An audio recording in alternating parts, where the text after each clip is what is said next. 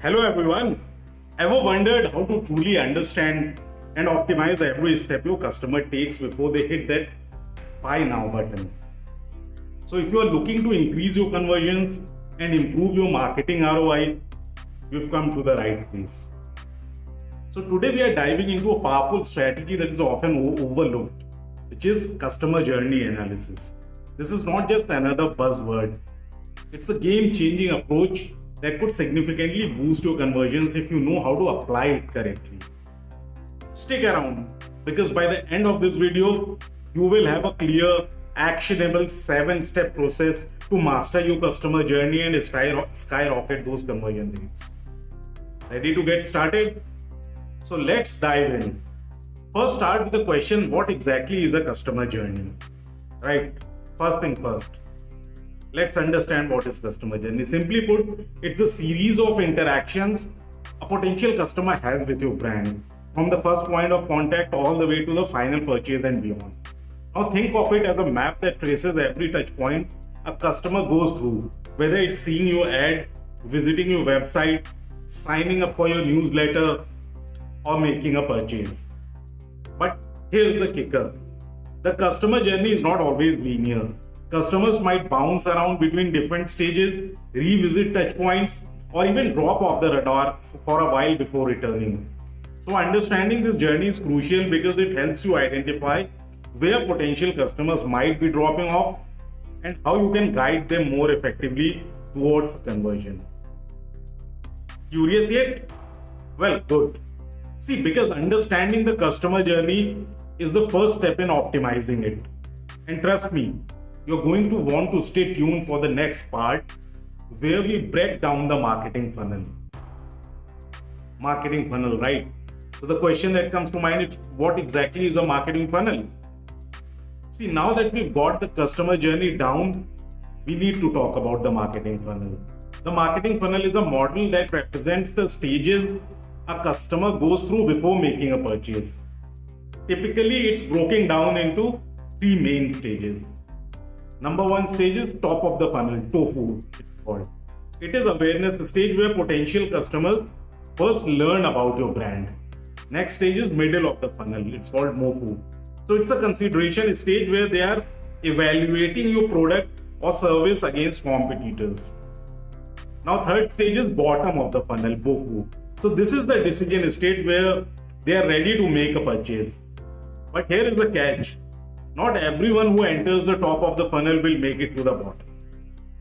So which is why understanding each stage and how customers move through them is key to optimizing your conversion rates. The funnel is not just a one-way street. It's more like a sieve. Your job is to make sure fewer potential customers fall through the cracks as they move down the funnel.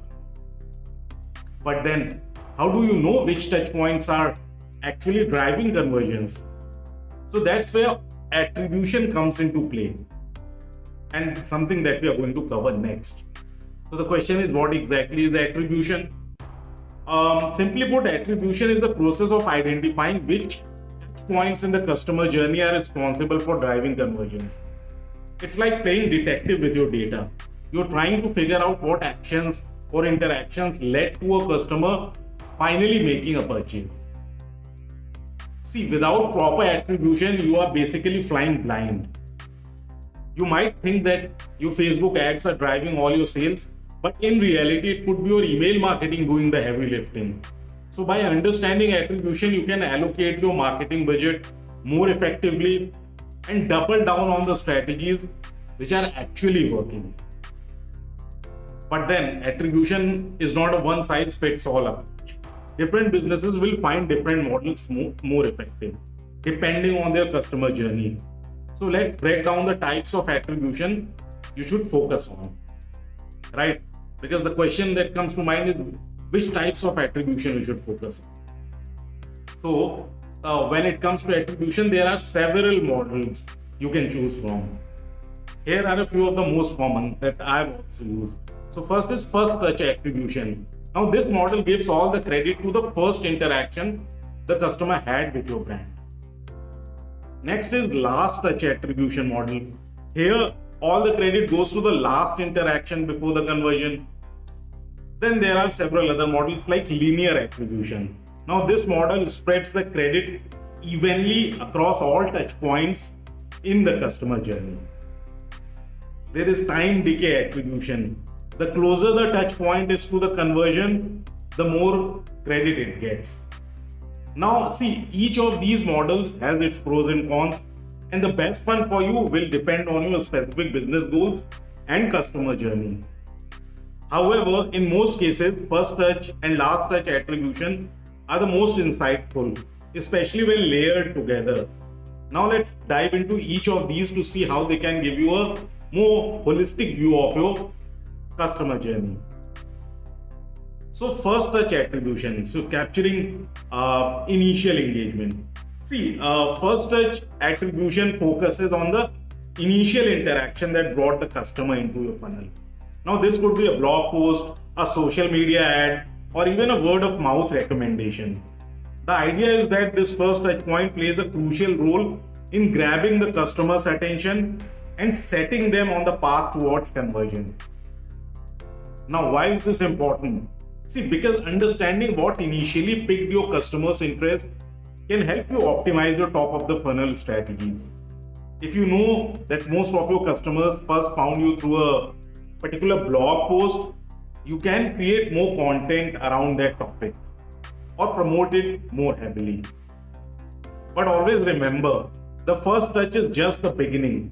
Let's take a look at how the last touch plays a critical role in closing the deal. So let's talk about the last touch attribution.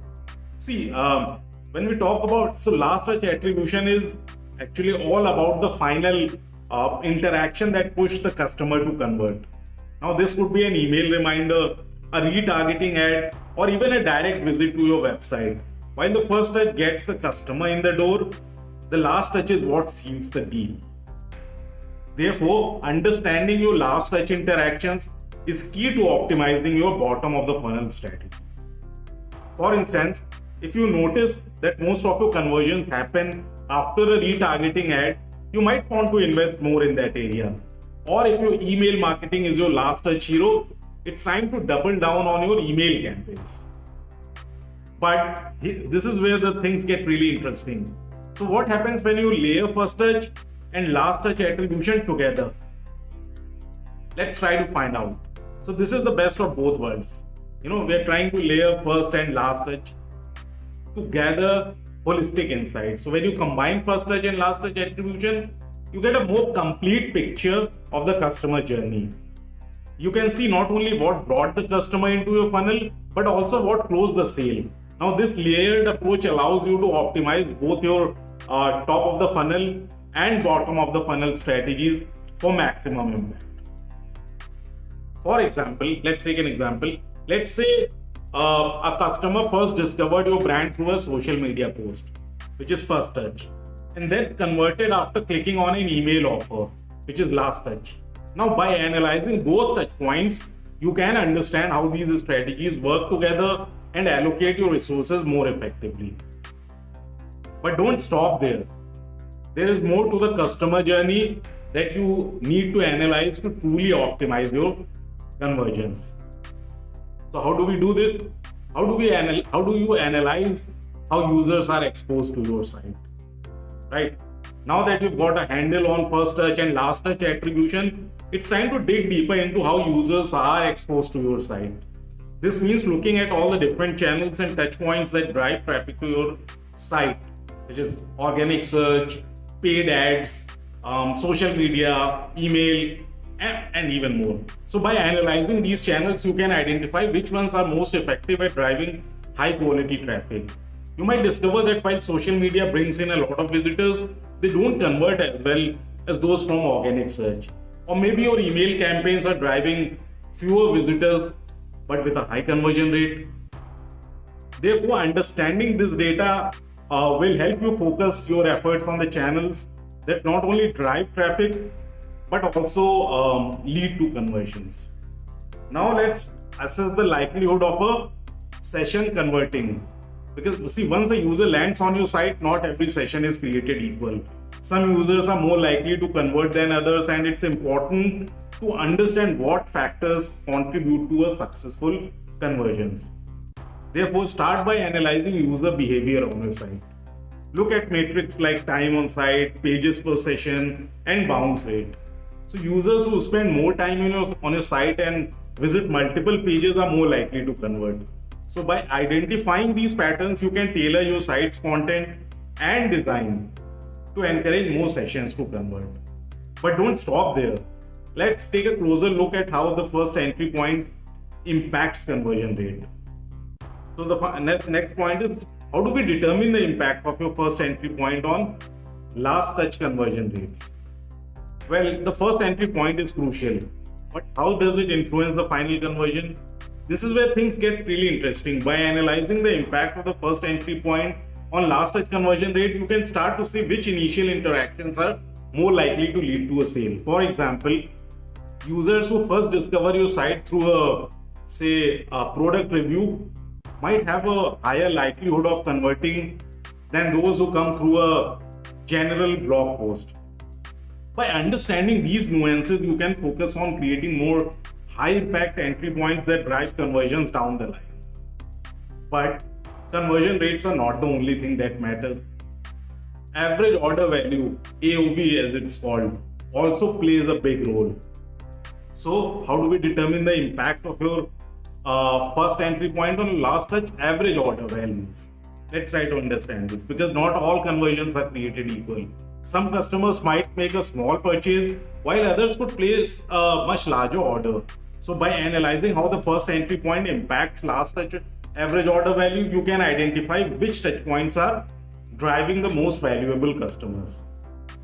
For example, you might find that customers who first engage with a detailed product guide tend to place larger orders than those who come through a promotional email. Now, this insight can help you optimize your content strategy to attract higher value customers from the site. But then, let's not forget about the bigger picture. Early journey marketing does not just impact the immediate conversion, it also influences other channels and overall revenue. So, let's try to understand how to evaluate the contribution of early journey marketing on other channel revenue. This is going to be interesting. See, early journey marketing is not just about driving immediate conversions. It also plays a significant role in influencing other channels and overall revenue. So by evaluating the contribution of early journey marketing on other channel revenue, you can see how these initial touch points impact the bigger picture. For example, a customer who first engages with your brand through a social media ad might later convert through an email campaign, right? So by understanding these interactions, you can optimize your entire marketing strategy to drive more revenue across multiple channels. Finally, let's talk about the impact of early journey content, right? So let's measure how to measure the impact of early journey content. So early journey content sets the stage for the entire customer journey. It's the first impression customer get of your brand, and it plays a crucial role in guiding them through the funnel. So by measuring the impact of early journey content, you can optimize your content strategy to drive more conversions down the line. So what do you need to do? You need to look at metrics like engagement rates, time on page, and social shares to see how well your early journey content is resonating with your audience. Now then use this data to refine your content strategy and create more high impact pieces that drive conversions. So there you have it. By following this 7-step customer journey analysis, you will be well on your way to increasing conversions and maximizing your marketing ROI. Remember, the key is to understand your customer journey inside out so that you can optimize every touch point along the way. If you like this video, so don't forget to subscribe to Digital Insights Nexus for more tips and strategies to help you dominate the digital marketing world. Until next time, happy optimizing.